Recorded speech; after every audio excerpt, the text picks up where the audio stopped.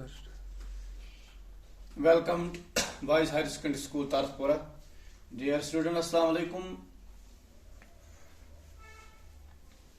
आज का जो टॉपिक हमारा है haemophilia. Zoology 12th class. Hemophilia. What is hemophilia? Hemophilia is a sex-linked recessive disease characterized by impure blood clotting, and affected persons is more prone to internal and external hemorrhage.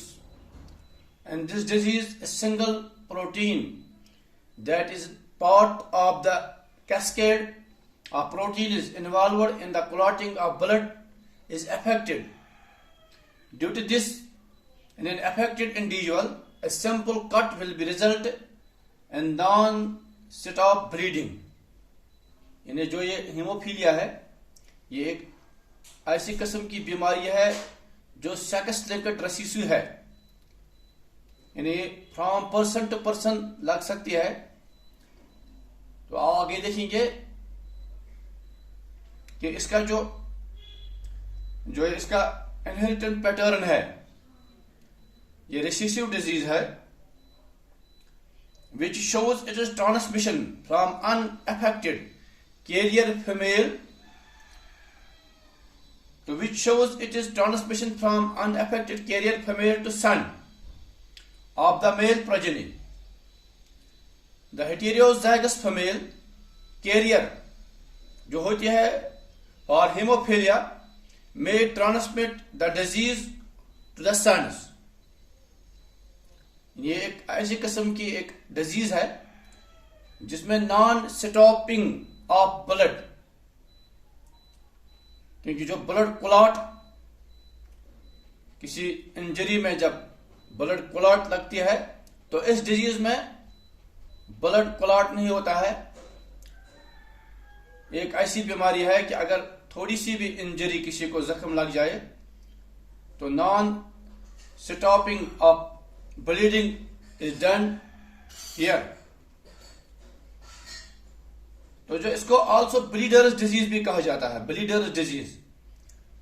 Haemophilia is called a bleeder's disease because the people with the disease are unable to produce a factor needed for blood clotting. खुदा न खास्ता अगर किसी को ये बीमारी लग जाए तो इसका एक वजह है, जिस पर्सन को ये बीमारी लगी है, which are unable to produce a factor needed for blood clotting. The cut and the wounds of hemophilia continue to bleed. जो मामूली भी जख्म लग जाए ये कंटिन्यू ब्लीडिंग होती है इसमें. If not stopped by therapeutic treatment, अगर ये जो इसमें थेरेपियां या जो थेरेपेटिक ट्रीटमेंट इसमें लगता है, अगर इससे स्टॉप नहीं होती कैन कॉज डेथ, ये अप टू डेथ तक इस मरीज को पहुंचा देती है. तो इसका जो इनहेरिटेंस पैटर्न है, इनहेरिटेंस पैटर्न इसका ये है, ये एक्स लिंक्ड रेसिसिव डिजीज है. ये रिसीव होती है from the female, from the mother to the son. The जो progeny heterozygous female carrier for hemophilia may transmit the disease to the sons. जो hemophiliac male है ये जेनेटिक डिजीज है. अगर कोई हेमोफीलिया heterozygous female carrier है तो ये ट्रांसमिट इस डिजीज को अपने बच्चों यानी सन जो मेल्स हैं इसमें इसको ट्रांसमिट करती है. तो the possibility of female become a haemophilia is extremely rare because mother of such female has to be a least carrier. अब ये फीमेल कैसे हो गई है, जिसने अपने सन में इस बीमारी को डाल दिया है, ये कैसे हुई है? इसका पॉसिबल फैक्टर ये है कि द डिजीज जो सन में डाली इस फीमेल ने, इस फीमेल को कैसे ये कैसे become a haemophilia. Extremely rare because mother of such female has to be a least carrier. कैसे कैरियर हुआ? And the father should be haemophilia unavailable in the later stage of the life. इसका father यानी जिस mother ने इस disease को अपने बच्चे में डाले है तो इस मदर को कैसे लगी है? extremely rare because mother of a such female, यानी जो mother of such female has to be at least carrier, जो इस female की mother है ये rare hemophilic होगी, unavailable in the later stage of the life.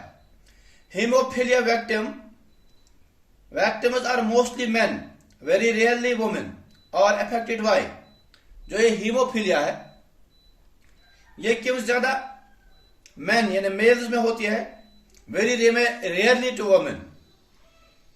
इसका अफेक्टेड क्या है? There are more haemophilia men than haemophilia women because women need to have 2 X chromosomes. जब आप देखते हैं सेकंड जनरेशन में आपने तो जो फीमेल चाइल्ड बनता है इसके लिए नीड होते हैं 2 X chromosomes. 2 X chromosomes affected to develop the disease. While in men, the disease manifests when the single X chromosome is affected. जो men में है इसमें only second यानी जो single X chromosome is affected. The possibility of the female become a hemophilia is extremely rare because the mother of a such female has to be at least a carrier and the father should be hemophilic, unavailable in the later stage of the life. इसमें जो एक problem होती है कि female में why man is the disease manifests when the single X chromosome is affected. The possibility of female become a hemophilic is extremely rare because mother of such female has to be at least a carrier. क्योंकि इसमें mother जरूर career होगी.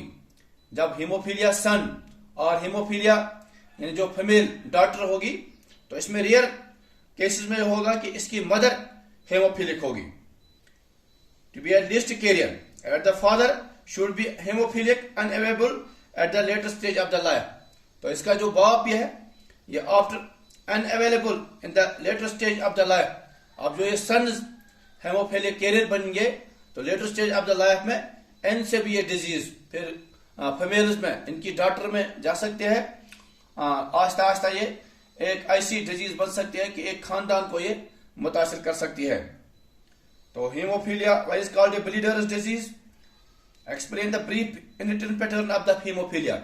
इसको इसलिए bleeders disease कहा जाता है कि इसमें नॉन स्टॉपेज ऑफ ब्लीडिंग, जो कोई वोंड या कट अगर मामूली सा भी होता है तो इसमें नॉन स्टॉपेज ऑफ ब्लड होती है, ब्लड क्लॉटिंग इसमें नहीं होती है. The cuts and the wounds of hemophilia continue to bleed and if not stopped by therapeutic. अब इसमें थेरेपियां इस्तेमाल होती है आज के दौर में, साइंटिफिक दौर में. अगर इससे इसका ब्लड क्लॉट नहीं हुआ है तो इसमें फिर डेथ तक का भी खतरा रहता है.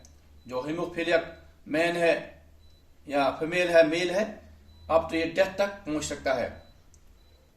तो इसी के साथ जो आज का ये वीडियो क्लास है एकदम को हुआ है. नेक्स्ट क्लास आपको जो है वो पढ़ना है आपको कलर ब्राइटनेस. नेक्स्ट वीडियो आपको आएगी कलर ब्राइटनेस के बारे में. Thank you.